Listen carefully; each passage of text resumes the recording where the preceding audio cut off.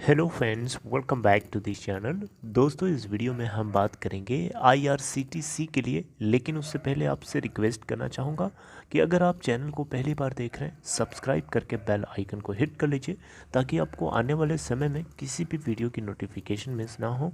और दूसरी रिक्वेस्ट कि अगर आपको इंटरेस्ट है डीमेट या ट्रेडिंग अकाउंट के लिए, डिस्क्रिप्शन बॉक्स में लिंक उसके लिए भी आपको दिया गया है।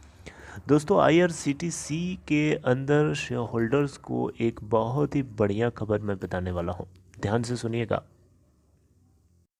IRCTC का stock price last trading session में 842.50 के प्राइस के ऊपर ओपन होने के बाद 821.50 का लो बनाता है और 848.60 का हाई 838.05 के ऊपर सेटल हुआ, तकरीबन 0.29% की ग्रोथ के साथ। अगर हम टोटल वॉल्यूम की बात करें तो 38,51,680। अगर हम टोटल मार्केट कैप की बात करें तो 67,044 करोड़ रुपए। IRCTC का 52 वीक लो है 310 का और हाई है 1279.26 का। दोस्तों, IRCTC के क्वार्टर थर्ड के नतीजे आ चुके हैं और ये नतीजे बिल्कुल इतनी ज़्यादा ग्रोथ के साथ दिखाए गए हैं। और ये ऐसा नहीं है कि झूठा है, दिखाए गए नहीं है, बेसिकली है तो दिखाया जाएगा ही। सिंपली यहाँ पे देखा जाए तो दोस्तों, क्वार्टर थ्री के जो नंबर्स हैं काफ़ी माइंड ब्लोइंग आपको देखने को मिलेंगे। देखिए, मैं आपको हर चीज़ बताऊंगा। इनके अलग अलग रेवेन्यू स्ट्रीम्स हैं, यानी अलग अलग इनके वर्टिकल्स हैं। अलग अलग वर्टिकल्स से मिला करके टोटल जो है कंसोलिडेटेड बेसिस पे नेट प्रॉफिट जो है 208 करोड़ रुपए का निकल के आता है। और इसके थ्रू यहाँ पे आप देख सकते हैं, हाँ, स्टेक होल्डर्स के लिए यहाँ पे इंटरिम डिविडेंड का भी डिक्लेरेशन किया गया है। क्या रिकॉर्ड डेट है, कितना डिविडेंड, ये सारी बातें अभी डिस्कस करेंगे। तो IRCTC, जैसा कि आपको पता है, इसके कैटरिंग एंड टूरिज्म आर्म जो है इंडियन रेलवेज की, कंसोलिडेटेड बेसिस पे 208 करोड़ का नेट प्रॉफिट जनरेट किया है क्वार्टर थर्ड यानी दिसंबर क्वार्टर के अंदर, जो कि ईयर ऑन ईयर बेसिस पे अगर आप देखें तो 166% की ग्रोथ है। अगर हम लास्ट फाइनेंशियल ईयर के सेम क्वार्टर में यानी दिसंबर 2020 के अंदर देखें तो 78 करोड़ का नेट प्रॉफिट था। इस बार 208 करोड़ का आप कंपेयर करेंगे, 166% का सीधा सीधा जंप देखने को मिलेगा इसके बॉटम लाइन में। ये जो स्टीप सर्ज आपको देखने को मिल रहा है ना इसके कंसोलिडेटेड नेट प्रॉफिट के अंदर, इसके पीछे सबसे बड़ा कारण बताया जा रहा है कि इनके ऑल सेगमेंट्स से जो कंट्रीब्यूशन है काफ़ी ज़्यादा सिग्निफिकेंट रहा है, जिसकी वजह से सम अप होकर के काफ़ी ज़्यादा स्टीप राइज देखने को मिला। क्योंकि अच्छा, इसके पीछे एक ये भी कारण बताया जा रहा है कि जो लास्ट ईयर का बेस है, यानी लास्ट फाइनेंशियल ईयर के सेम क्वार्टर में जो डेटा था इनका 68 करोड़ का, भी मैंने आपको बताया 78 करोड़ का, वो काफ़ी लो था। तो उससे आप कंपेयर करेंगे, लो से अगर कंपेयर करेंगे तो ऑब्वियसली आपको ज़्यादा देखने को मिलेगा। कोरोना वायरस रिलेटेड रिस्ट्रिक्शंस ने यहाँ पे IRCTC के ऑपरेशंस को बुरी तरीके से हिट किया, आपको पता ही है। क्योंकि जब ट्रेन्स का ऑपरेशन अगर कम रहेगा तो लिमिटेड रहेगा तो डेफिनेटली इससे प्रॉफिट भी कम होगा। सिंपल सी बात है, क्योंकि पब्लिक ट्रैवल बैन था। सिक्वेंशियल बेसिस पे यानी क्वार्टर ऑन क्वार्टर बेसिस पे देखें तो उसमें भी प्रॉफिट आफ्टर टैक्स यानी बॉटम लाइन के अंदर 32% की ग्रोथ हुई है। 158 करोड़ का इनको नेट प्रॉफिट था सितंबर क्वार्टर के अंदर। कंपेयर करेंगे इस बार के प्रॉफिट से तो आपको 32% का राइज देखने को मिलेगा।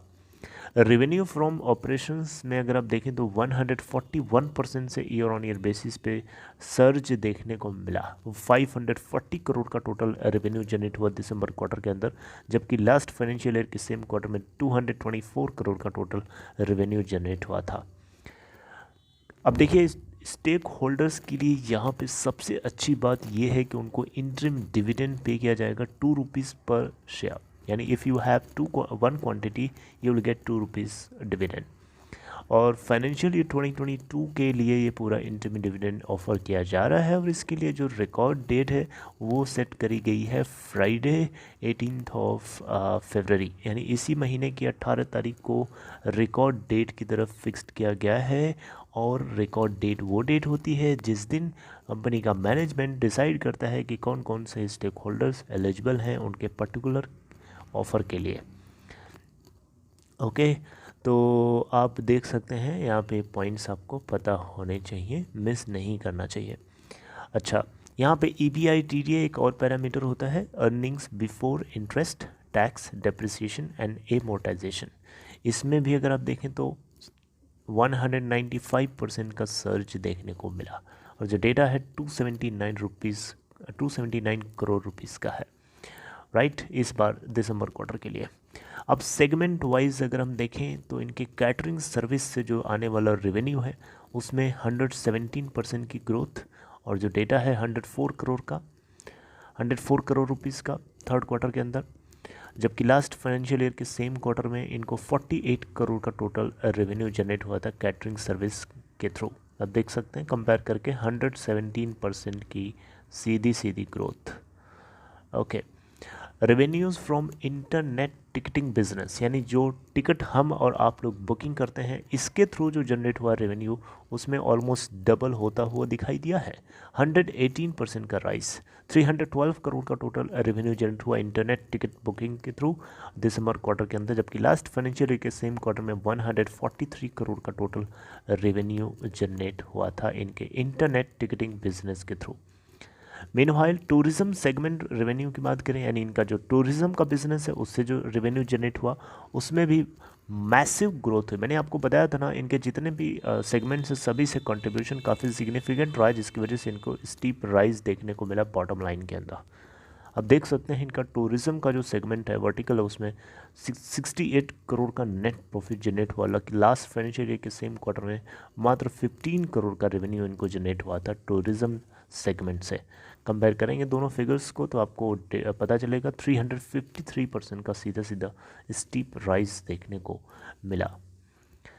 ओके, अगर आप देखें यहाँ पे तो पब्लिक सेक्टर कंपनी यानी इसी की बात करी जा रही है, IRCTC की बात करी जा रही है। इसके टोटल अदर इनकम सोर्सेज से जो इनकम आती है उसमें यहाँ पे आप देखें तो 16 करोड़ का जनरेट हुआ इस बार क्वार्टर थर्ड के अंदर, जबकि लास्ट फाइनेंशियल ईयर के सेम क्वार्टर में 21 करोड़ से इनको अदर इनकम मिली थी, अदर इनकम सोर्सेज से इनकम मिली थी। अब यहाँ पे कुछ मार्केट एक्सपर्ट्स की तरफ से बताया जा रहा है कि जो रिसेंट बजट अनाउंसमेंट किया गया है on additional Vande Bharat train, ऐसा बताया जा रहा है कि ये IRCTC के स्टॉक प्राइस के लिए लॉन्ग टर्म में एक फ्यूल की तरह काम कर सकता है। ये मार्केट एक्सपर्ट्स की तरफ से ऐसा बताया जा रहा है। तो दोस्तों ये था XYZ यानी हर पॉइंट्स जो इसमें इंक्लूड किया गया है। आई होप आपको मैंने सिंपल से सिंपल तरीके से समझाने की कोशिश करी और आपको समझ में भी आया। तो IRCTC एक पब्लिक लिस्टेड कंपनी है, आपको पता है, और ये अपडेट आपको पता होनी चाहिए। अगर आपको ये कंटेंट अच्छा लगा हो, if you like this content please आप इस कंटेंट को अप्रिशिएट करने के लिए लाइक कर सकते हैं। If you want then you can share also and take care. आगे हम मिलते हैं कुछ और डिस्कस करते हुए। Till then take care, good bye.